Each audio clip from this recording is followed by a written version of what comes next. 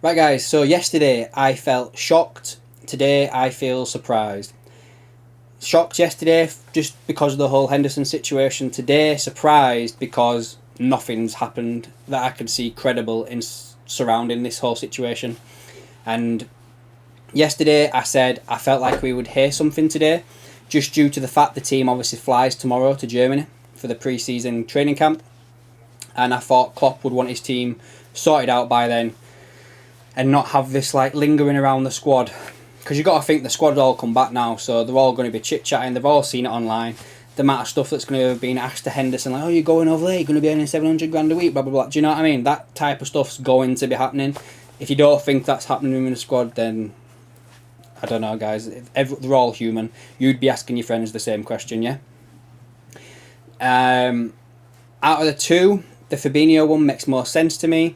40 million for a player who had, let's just say, a shocking season last year. It's bite your hand off money. I don't think Liverpool would have gone into this window expecting to get anywhere near that type of money. I feel like it's pretty much our money back for him, if I'm right. That we're pretty much going to get our money back for him. Going to turn into an accountant now, but get his wages off the wage bill. He's on pretty high wages. You know, you'd say he's one of the highest paid players at the club. And yeah, I just think it's time to move him on. Henderson, I feel like just due to the fact it's gone public now and a lot of backlash he's been getting, and if it's true that he has agreed the contract to go over there, then I can't see a way where he can pull back from that. I can't see him turning back and doing a U-turn now and not leaving to go. So if he does do that, he's got balls of steel. Do you know what I mean?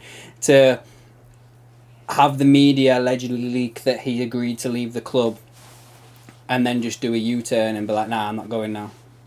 I mean, I know we saw that with Steven Gerrard, but Steven Gerrard is a little bit of a different case because he was a local boy, and a lot of people already don't like Henderson as it is already. So you've got to think that if he was to go and not to move to Saudi Arabia, I think his role as captain would be untenable. I don't think he could stay as captain if he didn't go anywhere. So I think it's on that move for him. Other players that I've seen that could move out today is like Kelleher. Apparently he could go to Wolves. Is it Jose Sarr they've got as a goalkeeper that they may be losing? And they're about offering 20 million for Kelleher. Now, the thing I'm thinking about for the rest of this video, guys, is if we lose Fabinho and we lose Henderson, let's say we get the money for the players that we've been reported.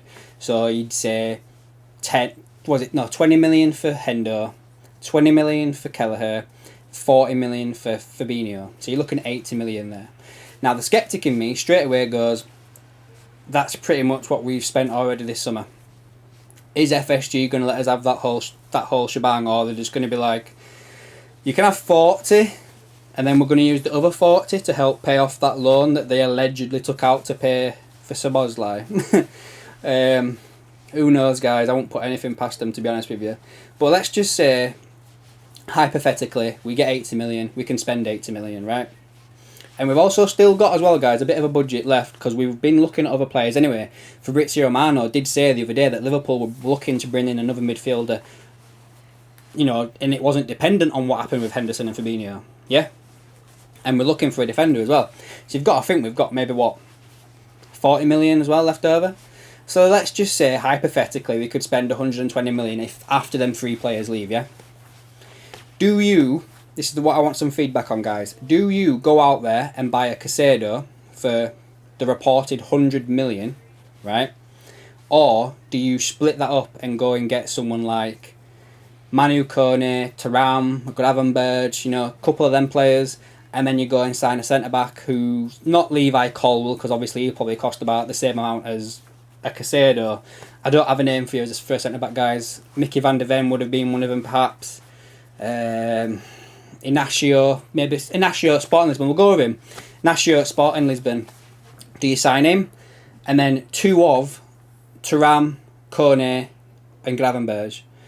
There's also suggestions as well that Thiago could be leaving. He's been linked with a move back to Barcelona, but apparently the papers over in Spain are denying that that's happening and it's not a thing.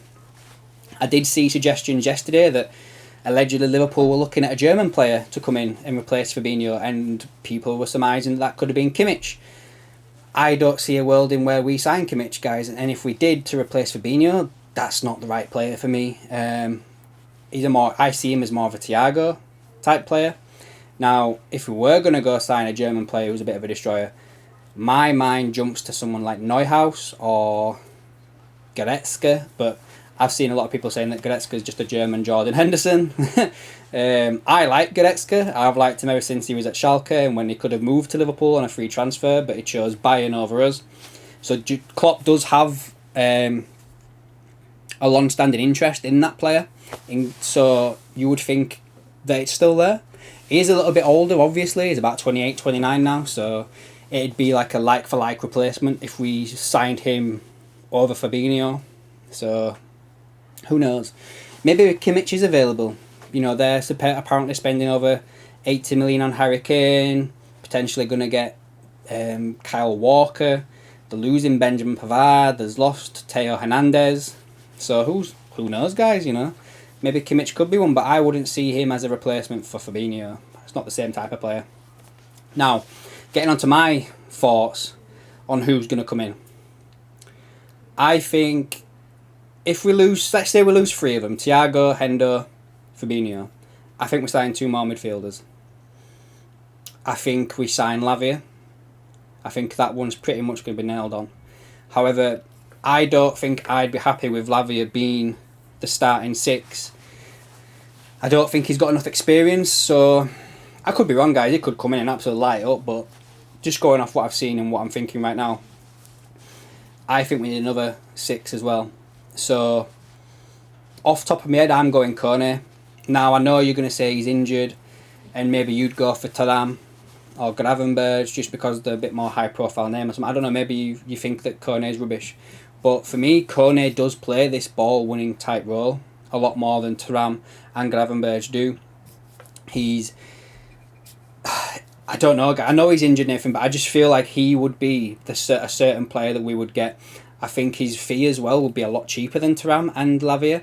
I think he would be cheaper. Would he be?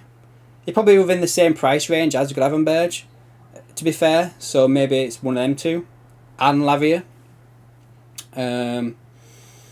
But yeah, I think that Schmatke has got his eye on Kone. I've got nothing to back that up.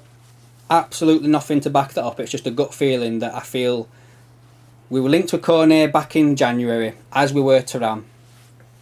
We were linked to him again this summer. It went quiet. He got injured. Fabinho's gone. The interest is still going to be there in that player. I just think it makes sense. But you never know. We could get somebody that we've not been linked with strongly that comes out of the blue, like, say, Szoboszlai did. Does anybody know of any central defensive midfielders that have got a buyout clause that's pretty cheap, you know, or around about the 50 million mark? You know, Szoboszlai had a transfer release clause. McAllister had one. Inacio, the centre-back that we've been linked with, he's got one. So, does anybody know of any other DMs that's allegedly got some sort of buyout clause that's not unreasonable? I think, guys, Manu Kone might be the one. And I've got, like I said, I've got nothing to back that up. So, the question is I want from you guys is, if we do get the money that's been reported, if Thiago, Hendo, Fabinho leave, do you think we sign 3 midfielders, 2 midfielders? Who are these midfielders that we sign? And also, what defender you're going for as well? Let me know down below, guys. And I guess as well, we're going to have to chuck in the whole fact as well, is what we're going to do in the goalkeeper front. Do we go a season with Alisson and Adrian and then potentially have one of the youngsters as a backup? Like, is it Harvey Davis? He got a bit of game time or something, didn't he, last pre-season? Is he going to be the 3rd choice? Does Adrian move up a season?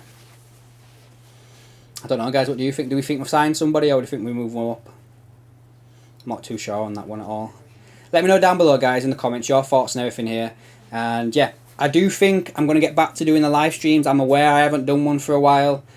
but I'm just busy on over the weekend now, so I might change the day to a Monday or Tuesday or Wednesday. Let me know if that suits for you guys as well in the comments. Let's see what happens tomorrow with this flight to Germany. If Hendo or Fabinho are not on that flight, I think the deal's very close. If they both go, I feel like it could still happen. The move still could happen, but I don't think it's close at all. There's nothing close to concluding. Otherwise, they wouldn't be going. It's a waste of time. So yeah, let me know down below in the comments what you think on everything I've just covered, guys, and I'll catch you in the next one.